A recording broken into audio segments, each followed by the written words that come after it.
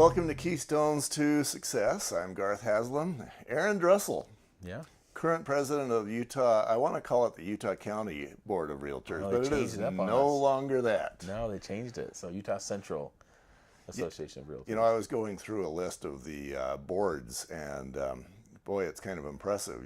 The Utah Central Board kind of covers, what, about half of the Covers state? a lot of it. I mean, all the way out to Vernal, all the way down to Moab. Yeah. Covers a lot of ground.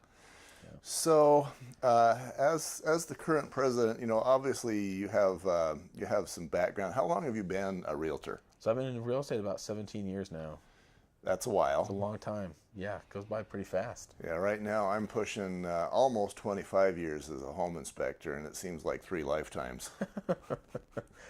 All the different cycles of the market, so you can see all that. Yeah, So, we both survived 2007 Yeah. and 8 yeah, and just 9. fine. Yeah, no problems. So No problems for you. I had some Yeah. problems. I got into the meth remediation business because things slowed down for me. oh, that would be that's a whole different ball game with meth remediation. Yes, it is. So you survived no problem. Well, apparently you got some magic juice, and that's why you're here today, Yeah, it's just Aaron. how our business is set up. It's just a little bit different. So, yeah. So let's talk about the fallout rate. I know that as current president, you see that, and obviously, you know, you get a realtor that gets in and they've got high hopes and they want to jump in and make $1 billion, and sometimes that doesn't happen. Yeah. And I'm guessing that you probably have some ideas why. Yeah, I mean, I've seen a lot of people get into the business over the years, and a lot of people have left the business as well. Mm-hmm. And so, I think it comes down to a couple things. I mean, the one thing that's really interesting is when you look at like the whole reality TV deal. I mean, you see all these different shows on TV, and you see like the HGTV, and they kind of glorify what it's like to be in real estate. And it's really not quite like that. I mean, it's like yeah. a 1-hour episode, and Let me show you 3 homes, and then I get a commission on a $2 million property. yeah, and then you have and there's all these different funny anecdotes online of like, I mean, the type of buyers that are on there. I mean, the guy he trains hamsters, and she paints pictures part time, and they want like a $4 million house. And you're like, who are these buyers? And then within they still get 3 houses, and then 2 commercial breaks, and within an hour episode, Yeah. they found this house, and it's all done. And people look at that and think, how hard can that be? That can't be that hard. So Kind of reminds me of the song, you know, money for nothing and your checks for free.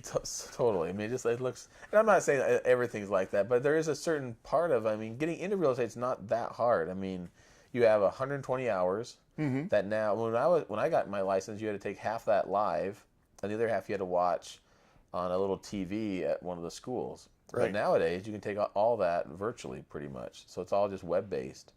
We have a couple different classes that you can come into and do some different test prep stuff, but overall, most of those classes are all taught online. And for Yeah. $500-600, you can get into the school. And So, you know, I have some areas I could go with that, but I guess I want to go down the category of the fallout. So let's say that somebody's done that 120 hours. They've paid Yeah. their $500. yeah, they get in, they pay their due. After that, they pay their dues. They get into a brokerage, and then the question is like, now what happens, and Yeah, what next? what happens next? And I think it comes down to, for a lot of people, what happens at that point is you have people that enter in, they have a high attitude. Mm-hmm. They have they're going to be successful, they're going to make it. But what really is going on, they have a high attitude but a low aptitude. Like, they don't know what to do yet. I mean, they've taken all the classes, but the real estate classes don't really teach you how to be successful. They just teach you how to stay out of trouble. And they teach you how to stay out of jail and what things are wrong to do. And so you have these people that are getting in, they have a low aptitude, and they have a high attitude. And then what happens is it's not as easy as it is portrayed, and they might run into some stumbling blocks. Then the next question is which direction their business goes. And what I've seen is most people, when they meet those first challenges, it's not as easy as they thought. Now all of a sudden their attitude, that was a high attitude, starts to go down. And so now you end up with a person who has a low attitude and a low aptitude, so they don't know what they're doing, and now they don't have the confidence that they once had. And so in that place, it comes down to what kind of support is around them to help them get to the next phase, which is I'm a place thinking of that's probably the broker. yeah, the broker and different coaches and trainings and different people that are around to help get them on the right track to be able to give them the high aptitude to understand what they're doing. And I guess to some extent, what we're doing probably helps fill at least a part of that gap, because maybe I know that my wife got in a number of years ago, and yeah, she's a realtor, but then she looks around and says, "Who's going to help me figure stuff out?" And I don't know if that remains the case now, but nobody else in the office really wanted to help her because she's competition to them. To a certain extent, and it depends on the kind of the culture of the brokerage that they're associating with. Because you have certain brokerages that they pride themselves on how low their fees are, but then sometimes you get what you pay for, and if there are really low fees, then there's not the incentive, or there's the training available to help people become successful, because it's all just minimal services. Right.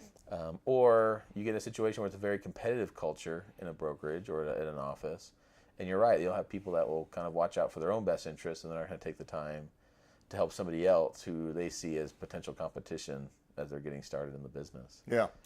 So, and I'm sure that causes quite a bit of turnover. It kind of reminds me of when I got into the meth remediation business. Sometimes they call that the meth business. So you're going to have to, I'm not Breaking Bad. Sometimes that'd be cool. Yeah. But when I got into that, I did the studying, I passed the test, and then I realized what I knew was how to pass the test. I had no idea how to actually remediate a house. But I think you see that in a lot of different industries. I mean, you get people that go to medical school, and they become proficient, they understand medicine, but then if they're going to open up a medical practice, they have no idea that, they're not taught in medical school how to market to clients, how to bill insurance companies, how to run a staff, how to hire and fire employees. That's not covered at medical school. You understand the basic tenets of medicine, and it's the same thing in multiple. You go to a dental school, you become a dentist, but that doesn't mean that all of a sudden you're going to have a successful dental practice, because you have to understand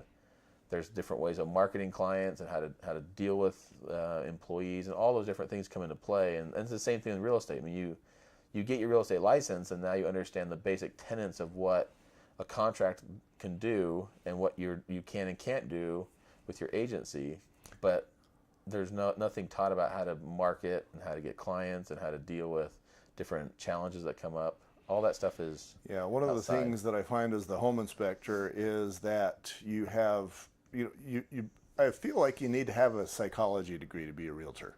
You're dealing with that's one of the hardest parts of real estate, is that residential real estate is a very emotional process.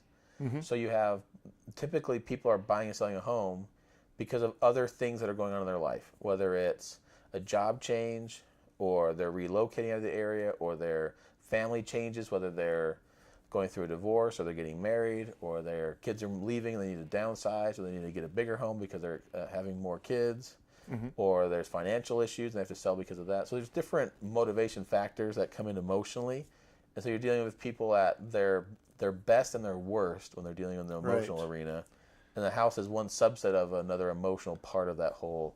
Yeah, I definitely see one angle of that. Everybody's comfortable making a $20 decision. We're all comfortable going to the grocery store and picking out what color of cap on the milk we like. Oh yeah, it's fine. But now we go from making $20 decisions to a $250,000 decision, and it turns almost everybody into a psychopath. And then you add a home inspector like me, who just totally takes their fragile emotions and basically says, "Hey, you've got an ant on the floor," and then they're ready to just come unglued. They can. Some people, they wear their emotion on their sleeve, and they can. Yeah. And they've been going through a lot of drama potentially, and that can just be the one thing that can set them over the edge. So as the realtor, part of success is about managing other people's emotions, and perhaps where this topic is about fallout and turnover among realtors. I would have to imagine that that's one of the things that a realtor is going to have to get himself up to speed on, is how to manage that sort of thing. Yeah, the people I see that are most successful in the industry have understand how to help clients manage their expectations. And so they're able to paint a picture and help their clients go through the different challenges that they might experience, and they're able to handle the different challenges that do come up because they're able to manage the expectations of what the client might be going through. Yeah, I've covered this in some other segments too, but what my experience again as the home inspector is you don't necessarily say, hey, don't worry about that ant, it's not a problem, it's not going to bite you, blah, blah, blah. It would be more of a, I understand there's an ant, let's talk about how big of a problem that is, and then you send them not to yourself, but to whoever they consider to be a safe and expert sort of a person. Yeah. For certain things are going to be bigger issues to certain people than other ones. So, I mean, I have some clients recently, they were looking at a house and they really want to buy this house, and the inspection came back that the roof probably had another year or two left on it. And for some clients, that's going to be a huge deal breaker issue. And for these buyers, like, it's not that big of a deal. We'll replace the roof when we need to. And Right. very different reactions. I mean, I have some clients who would be freaking out. They want a brand new roof today. And whereas these buyers were like, we've got connections in the roofing arena. We'll just deal with it when it comes up as an issue. Very, very different. Same problem, very different ways of handling it. Yeah. So this segment is pretty much an overview of the, of I guess the basics that a new realtor might need. And I want to get more into the whole fallout category and see, what your perspective on it is from your background. But we'll do that in the next segment. Okay, sounds good. Be right back.